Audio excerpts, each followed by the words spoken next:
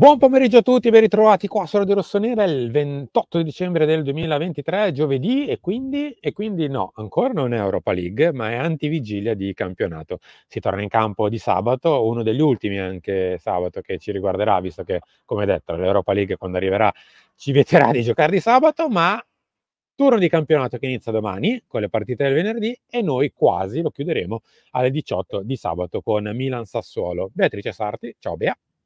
Ciao a tutti, buon pomeriggio.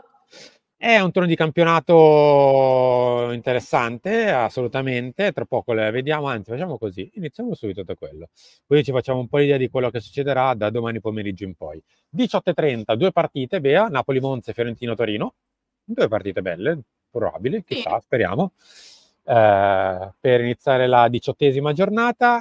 Alle 20:45 altre due partite. Genoa-Inter, dove insomma l'inarrestabile armata di Simone Inzaghi andrà a prendersi altri 3 punti per cucirsi la seconda stella ancor prima del mese di marzo. Ti ricordo che tutte le volte lo dice, tutte le volte poi va veramente così, quindi Lo speriamo che so, che prima o devo poi... fare? Che devo fare? Sono inarrestabili. Non si fermeranno mica col Genoa, figurati. Il Genoa ha già fermato la Juve, figurati se ferma anche l'Inter.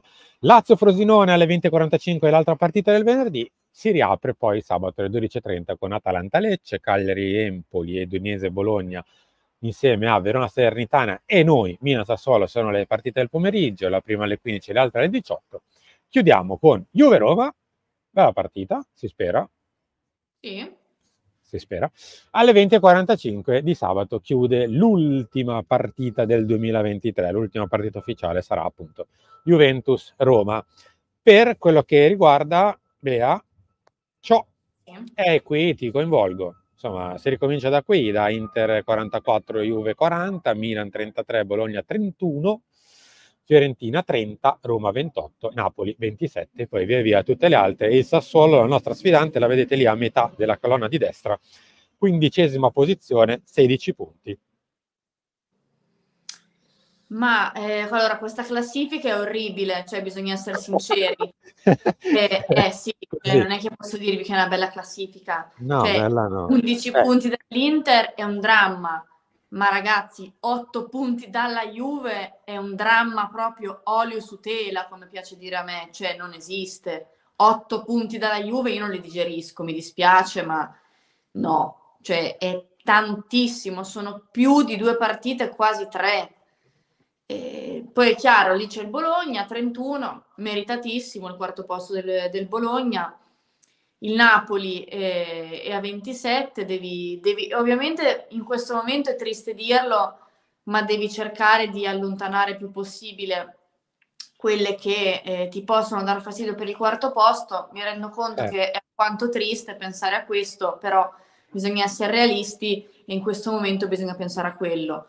Poi è chiaro che in questo momento per avvicinarci alla vetta bisogna sperare che nei passi falsi degli altri, però devi anche vincere, perché se poi vinci in casa con il Monza, vinci in casa col Frosinone, poi perdi a Bergamo, quasi perdi a Salerno, che è l'ultima in classifica, le cose si fanno complicate, quindi mi auguro che questa classifica possa migliorare un po', però obiettivamente penso che nessuno di noi si sarebbe aspettato questa classifica No. 28 di dicembre. No. Però voglio dire, la partita di sabato alle 18 si può vincere, il Milan ha tutte le carte in regola per vincere, è chiaro che poi lo andremo a vedere, abbiamo una formazione in certi reparti che è quella titolare, giusta, in altri che sappiamo e purtroppo con tutti gli infortuni è un punto interrogativo, però è una partita che bisogna vincere per sistemare un po' questa classifica. È una partita, quindi ben che ti vada, recuperi 3 punti all'Inter, recuperi magari 3 punti alla Juve, però bisogna iniziare a farli. Guarda, al netto di tutti i nostri problemi che sappiamo, è inutile che ci stiamo a ripetere, siamo infortunati, dopo ne parliamo, allenatori in bilico, preparazione estiva, mercato, eccetera, quello che volete. Però dai, proviamo a essere un pochino ottimisti, insomma, dai, il Sassuolo è una squadra Sì. abbordabile, non, diciamo così, che non è una squadra imbattibile. Quando incontra le milanesi, mi viene da dire, sembra sempre che debba fare la partita della vita, specie con noi, tra poco lo vedremo, e probabilmente anche ci sono anche dei risvolti tattici se il Sassuolo ci mette così tanto in difficoltà, soprattutto in casa. Evidentemente c'è qualcosa che non riusciamo ancora a capire per controbattere. Però, detto ciò, dobbiamo essere assolutamente positivi, portare a casa questi benedetti 3 punti, perché c'è ancora un intero girone davanti. Non possiamo lasciare scivolare via la stagione come se fosse marzo, Sì, aprile non è che e ma mancano 6 dai, partite. su. Bisogna mettersi di buzzo buono, come si dice. Come detto, breve passaggio su gli ultimi 5 Milan-Sassuolo. Non è andata particolarmente bene, come vedete, insomma, siamo reduci da 3 sconfitte consecutive, siamo reduci da quel 5-2 casalingo di gennaio, tremendo. Non è Frattesi, che è il E cugino. non è neanche Giroud. Ma come caspita ho scritto le cose? Sono Frattesi e Giroud, non sono né lo zio né il cugino di Frattesi e Giroud, ma sempre 5 pere purtroppo abbiamo preso l'anno scorso, cosa che poteva consigliare a cambi che non sono arrivati, ma tant'è. L'anno precedente ho perso 3-1, vantaggio di Romagnoli su angolo, se non ricordo male, e poi Scamacca, autogol di Chiere e Berardi. 2 anni fa stessa situazione, vantaggio di Cialanoglu e doppietta di Raspadori. Poi l'anno 2019 è quello dei 120 anni, Sì, dove c'era la festa e quant'altro, ma sempre 0-0 abbiamo fatto. E poi l'ultima vittoria è credo, non mi ricordo male, forse un cross di Suso, una sì, roba del genere, deviata da Lirola in porta per l'ultima vittoria del Milan in casa col Sassuolo, cioè un autogol di Paul Lirola. E quindi, cara Bea, bisogna anche tornare verdi. bisogna tornare verdi. Bisogna tornare anche ad avere Yunus Musa. No, gli altri, vabbè, ci accompagneranno per un bel po' di tempo, credo. Yunus, speravamo di poterlo avere per il Sassuolo, invece sembra più per Cagliari, al netto del fatto che per ora ancora non si hanno notizie precise sul suo affaticamento. Ogni volta si sposta l'asticella più in là ed è ancora assente. Ma di fatto, guarda, Musa, non so perché ogni tanto c'è questo caso. Mm. Musa rientra un po', ovviamente spero non nelle tempistiche, però quel metodo di comunicazione che ha caratterizzato sia Kalulu che Kier, no? Di fatto ci viene detto affaticamento e poi alla fine vediamo che il È una ragazzo lesione. non torna. Mi auguro che per Yunus non sia così, però ogni tanto quest'anno abbiamo visto che è capitato che un giocatore non ci fosse affaticamento e poi non c'era neanche le partite successive. Mi auguro di rivederlo almeno tra i convocati in panchina in Coppa Italia, anche perché così significherebbe che sta bene. Velocissimo passaggio di mercato, perché A, ne abbiamo parlato stamattina, e B, ne parleremo domani con un obbligo di riscatto dedicato, visto che saremo a praticamente un paio di giorni dall'inizio ufficiale dei lavori della sessione invernale. Davanti si punta a una punta, scusate il gioco di parole, e si dà un occhio anche sull'esterno, visto che tra Ciukwese che va in Coppa d'Africa, Okafor che è infortunato, eccetera, eccetera, se c'è l'opportunità di fare qualcosa, è brutto da dirsi, ma a zero o simili, magari si farà qualcosa del genere. Poi, Bea, c'è da parlare della difesa, dove per forza Sì. di cose, oltre a Matteo Gabbia, dovremmo chiedere un aiuto di qualcun altro, visto che fino a febbraio-marzo i 2 titolari insieme a Tomori, che anche lui ne avrà per febbraio, i 3 titolari che erano partiti inizio anno, cioè Kalulu, Ciao e Tomori, fino a febbraio non ci sono, e l'altro, uno dei 3, fino a marzo, cioè Kalulu. Sì, guarda, fa strano, no, dirlo, perché comunque, caspita, sono proprio tutti e tre, cioè neanche uno è rimasto indenne da questa situazione. Per quanto riguarda la difesa, sappiamo appunto del ritorno di Matteo Gabbia. L'Englè in questo momento è un 50% sì, 50% no, anche se vi dirò è un giocatore che comunque abbiamo visto in Premier non sta giocando tanto, a parte le ultime 2 partite, ha fatto solo panchina, ha giocato praticamente solamente in Conference all'Aston Villa, quindi chiaro che sai, abbiamo avuto l'esempio di Tomori che non riusciva a giocare, non riusciva a trovare spazio, poi è arrivato qui, si è subito preso il Milan, però non sappiamo se lui sarà un Tomori oppure un giocatore che invece non gioca perché magari non è al top. Chiaro che fare il difensore centrale al Milan è sempre stato difficile, abbiamo visto che quest'anno è ancora più difficile, difensore centrale, terzino, proprio in difesa quest'anno è difficile. Quindi un giocatore che chiaro non ha sconvolto fino ad ora. Vediamo se potrà o meno arrivare. Più sul no Miranda, che ci sembrava una cosa fatta, magari per giugno tornerà, forse no, forse sì.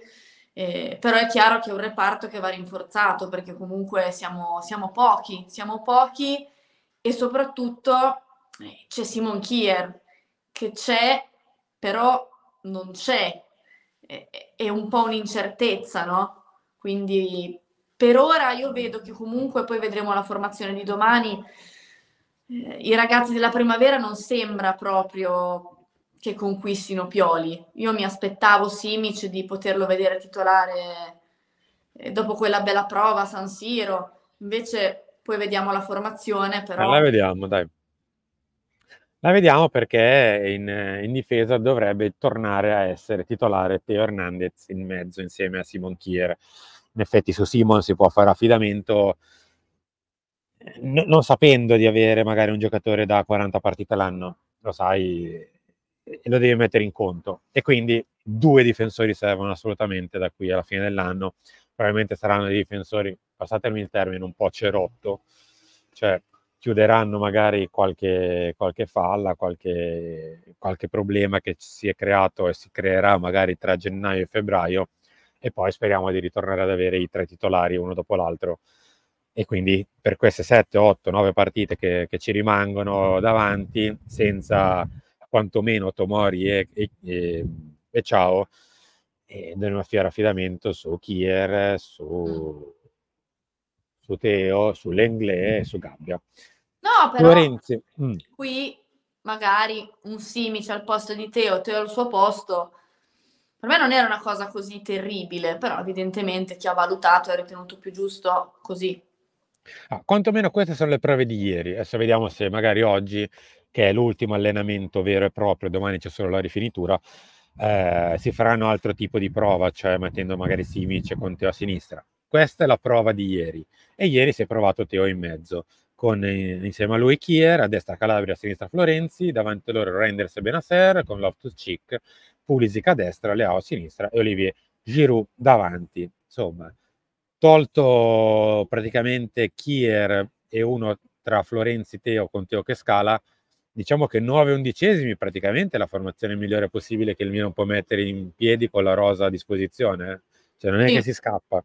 No, Quindi infatti. al netto di tutte le scuse legate agli infortuni che ci sono e abbiamo una grave emergenza dietro, soprattutto magari ci manca qualche alternativa, è vero, perché anche Jovic ieri si è allenato a parte per un problema alla caviglia di Salerno, vabbè, e dai, la formazione c'è, insomma, Sì, per battere il Sassuolo c'è, dai, Su su, Jovic non su. vediamo oggi, vedremo, sapremo nel pomeriggio se sarà tornato in gruppo, si allenerà anche oggi a parte, però appunto come vi dicevo prima, a parte la difesa che sappiamo ormai è in perenne emergenza, finché non arriveranno magari altri innesti, però la formazione da Reinders in giù è la migliore possibile, perché comunque guardateli, sono i giocatori che vengono scelti nei big match, quindi è la formazione migliore possibile. Dall'altra parte il Sassuolo dovrebbe schierarsi con Consigli in porta, Pedersen a destra e Tolian a sinistra, Tressoldi e Erlich sono i 2 centrali con la buona probabilità che possano anche giocare Capitan Ferrari dietro, Torsved e Matheus Enrique sono i 2 interi di centrocampo con Bairami o Samu Kassieko con Laurenti a sinistra, Berardi a destra e Pinamonti davanti, quindi anche loro con il più classico dei 4-2-3. 4-2-3-1, sì, davanti. Domani mattina, anzi no, dopodomani mattina, scusate, visto che oggi è ancora giovedì, il match preview, quindi con le interviste alla giornalista ospite, poi ci sarà le clip di Davide, Giovanzana, le nostre, insomma, che racconteranno un po' l'avvicinamento alla gara. Alle 20, pochi minuti dopo la fine della partita, il post. Arbitra Marinelli, Bea, lo andiamo anche a vedere velocemente, che con noi ha 3 soli precedenti. Sì, ha solamente 3 precedenti, come vedete 2 vittorie per il Milan, un pareggio e 0 sconfitte. L'ultimo precedente è Milan-Monza 4-1 del 22 ottobre 2022, mentre invece il Sassuolo, a parte una gara in Coppa Italia che non abbiamo inserito, un pareggio e una sconfitta, e l'ultima partita arbitrata da Marinelli riguardo il Sassuolo è Sassuolo-Cagliari del 2020 con finita 1-1. Quindi Vediamo di lasciare entrambi gli 0, Bea. sì, speriamo assolutamente di lasciare per noi le 0 sconfitte, per il Sassuolo le 0 vittorie. Sappiamo, è inutile che ci prendiamo in giro, che purtroppo Milan-Sassuolo è diventata una di quelle partite spauracchio, perché la storia, abbiamo visto prima, no? Gli ultimi, non è che ci dà propriamente dei bellissimi ricordi, però io credo che il Milan, a parte la situazione che sappiamo tutti un po' complicata, però ha tutte le carte in regola per vincere questa partita, giochiamo in casa, quindi voglio dire, io provo sempre a dirlo, ma perché per me il Milan la squadra ce l'ha forte, quindi mi avete sentito spesso dire, no, nelle trasmissioni pre-gara che si può fare, ma perché davvero lo penso, cioè io pensavo anche di poter vincere a Salerno, pensavo anche di poter vincere a Bergamo, poi chiaro, l'Atalanta è un'altra squadra rispetto alla Salernitana, però rispetto all'inizio dell'anno che avevamo un calendario più complicato, io dall'ultima parte di calendario non ti dico che mi aspettavo quasi sempre vittorie, ma circa. Questo deve farci insegnare che, come al solito, il calendario conta fino a un certo punto. Conta, ma fino a un certo punto. Cara Bea, siamo arrivati in chiusura. Noi ci ritroviamo tra poco per l'ultimo appuntamento di giornata, quindi con Filo Rossonero con Carlo Pellegatti alle 17, e poi ci ritroveremo domani per avvicinarci, visto che è l'ultimo giorno di pre-match, con la conferenza stampa di Pioli, Mattino Milan al mattino, il talk e poi via via fino a obbligo di riscatto del pomeriggio, per poi ritrovarci sabato e vivere Milan-Sassuolo. Mi raccomando, andate a vedere l'obbligo di riscatto che hanno fatto Simone e Enrico su tutti i colpi tutti i nomi accostati al Milan, perché è divertente, no? Anche realizzarlo è stato divertente, perché alcune cose io le avevo rimosse, ad esempio. Alcuni nomi sì. Quindi andatelo a vedere perché è carino e divertente. Grazie a te, Bea. Grazie a voi. Grazie a tutti quelli che sono rimasti qui con noi in questi 20 minuti scarsi di talk. Mettete like se volete in uscita, e poi se no altrimenti ci ritroviamo alle 17 con Carlo Pellegatti. Grazie a tutti e a dopo.